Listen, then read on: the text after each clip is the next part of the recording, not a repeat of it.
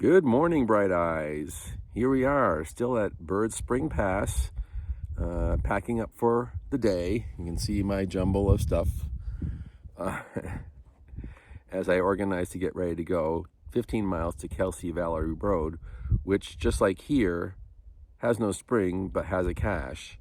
Now, I will make this comment because it's all over in the National Geographic maps and in different places in the far out comments. Do not rely on the caches. Well, what the hell? You gotta rely on the caches because they're right on the trail. Now, you might have to have a backup plan on how far off you're gonna go of the road if you're gonna try to get to a spring 2 miles down the canyon. Okay, but honestly, you gotta rely on it. Now, I think they do that for legal reasons, but out here in this section, caches are life. They are necessary.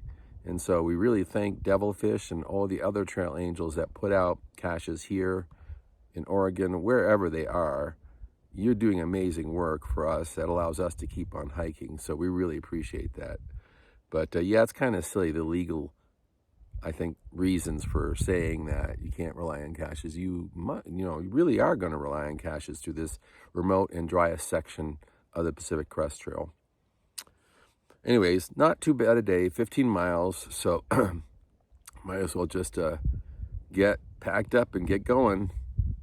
See ya on the other side.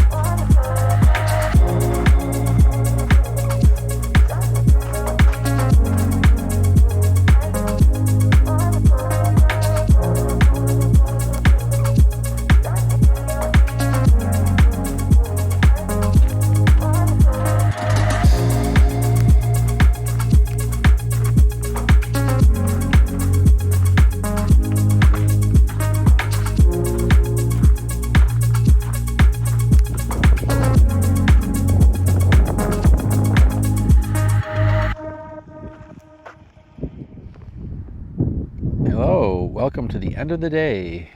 We have arrived at Kelso Valley Road, which, coming up from the north side, or the Lake Isabella side, is paved, and then dirt and more rough on the other side going south.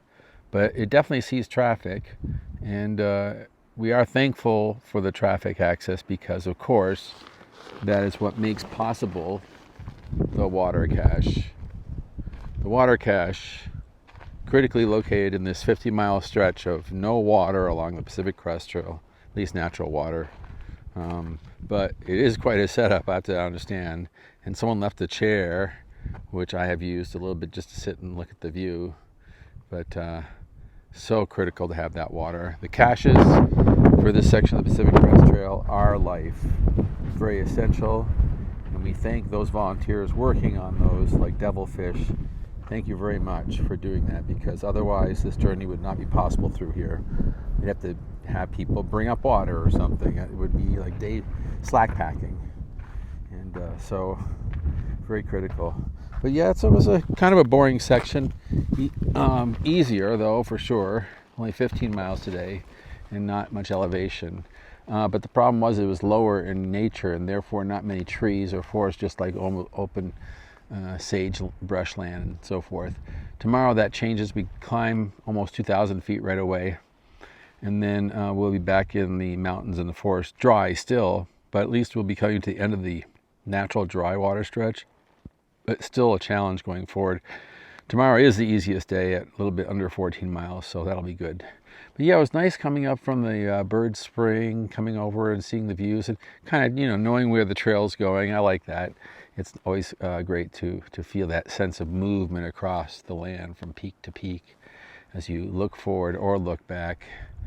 And yeah, so my campsite, not yet here. I haven't set it up because it's right next to the road, and since I've been here, there's been one Cybertruck and about half a dozen motorbikes go by. So on a Saturday afternoon, I expect more. But eventually I will set up here. This is kind of the lazy spot, so close to the water. The other ones you have to hike up the hill to get to it, and I'm just so beat from these days. Yeah, the back is still aching, having a little problem with the right foot too in these boots, which were broken in before, don't know why. And then just sort of the old aches and pains coming back. So doubling up on the Aleve and Naproxen to combat it and get through this section, but we should be fine once we get there. It was also interesting to see those artifacts near the top, like that old mining operation, and then it looked like a Cadillac or a car, and then a rusted bus down below the trail. Not a wilderness section per se, because you do have the traffic roads at Bird Spring Pass and here.